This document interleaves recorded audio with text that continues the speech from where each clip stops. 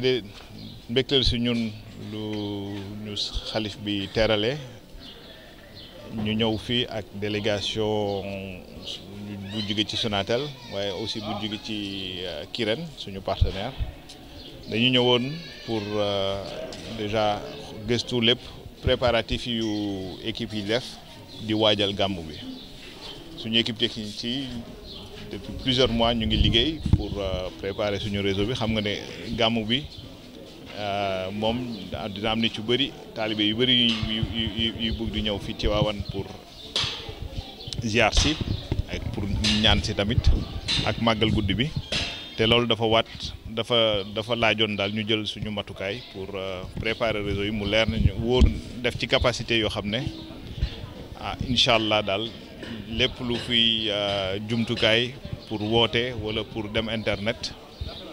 dinañ ko jéem a yombal taalibe yi. yaakaar nga du am benn perturbation. incha allah du am benn perturbation matuwaay yëpp jël nañ ko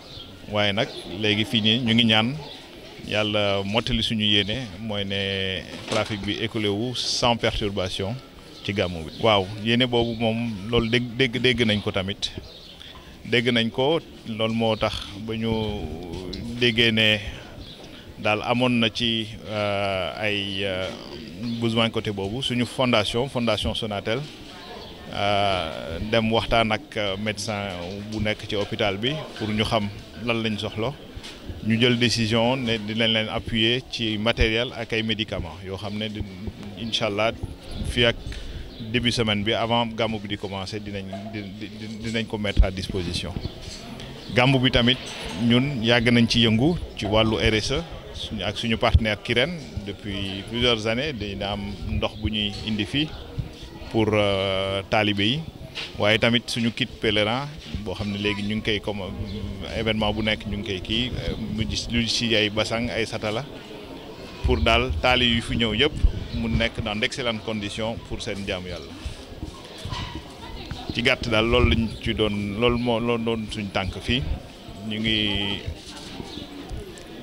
bien évidemment nag profité nañ ci pour sàkku ñaan ci xalif bi mu ñaanal suñu entreprise bi waaye tamit wax sàkku ñaan pour mu ñaanal sénégalais yëpp yoo xam ne dañoo bëgg jug taxaw participer dugal seen loxo ci développement suñu dëkk bi ñun Sonatel ci loolu la ñuy yëngu te ñu ngi ñaan laaj nañ xalif bi daal mu ñaanal ki bépp sénégalais bu jublu ci loolu rek yàlla jàppale la may la jàmm may la wér-gu-yaram may la tax fu yax nga mun jug liggéeyal dëkk bi. waaw ndimbal boobu daal dañu déggoon ne ci mbirum hôpital bi amoon na ay yuñ ci soxla woon ñu waxtaan ak médecin bu ko nekk mu yëgal ñu ne daal amoon na ay médicaments ak ay matériels yu fa xawoon manqué fondation Sonatel nag nee na dina ci dugal loxoom incha allah pour jàpp ci boor boobu. Aujourd'hui, je suis venu avec mes collègues de la Sonatel, donc des membres du comité de direction, mais également toute l'équipe qui travaille depuis plusieurs mois sur les préparatifs pour le Gamou. Nous avons rendu une visite au Khalif pour lui présenter tout le dispositif qui a été mis en place pour assurer des communications parfaites pour tous les pèlerins qui vont venir à Tivaouane pour le Bourde et pour le Gamou. Comme c'est d'usage, chaque fois nous observons ce qui se passe sur les autres événements précédents et nous prenons notamment des mesures en termes d'extension déjà de la couverture et également augmentation de la capacité, aussi bien pour l'équipement du trafic téléphonique, mais également de l'Internet avec donc des sites en 4G+ qui ont été déployés. Et cette année,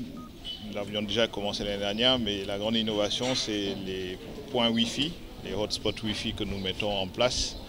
où les pèlerins peuvent partager finalement toute la ferveur du Gamou en se connectant dans ces hotspots. Et je signale que ces hotspots sont bien sûr totalement gratuits. Inch'Allah, il n'y en aura pas. Parce que nous avons pris en tout cas les dispositions. Maintenant, nous prions pour que cela se déroule bien. Mais le Gamou, pour Sonatel, ce n'est pas seulement la partie réseau, parce que Sonatel, nous sommes plus qu'un opérateur. Nous assumons pleinement notre responsabilité sociale d'entreprise Et c'est l'occasion pour nous de renouveler quelque chose que nous faisons depuis plusieurs années avec notre partenaire Kiren, avec l'eau qui est mise à disposition des pèlerins.